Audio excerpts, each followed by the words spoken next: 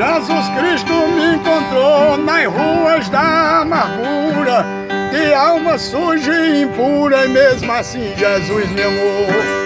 No seu colo me pegou igual um recém-nascido, provando que foi ferido por causa do meu pecado.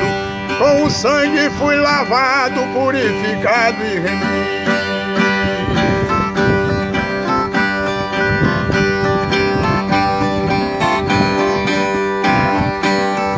Caído no pó do mundo que engana a gente, fui um cego diferente do cego de Jericó. Mesmo vendo eu via só coisas do mundo perdido, mas do pó eu fui erguido por Cristo meu mestre amado. Com o sangue fui lavado, purificado e remido.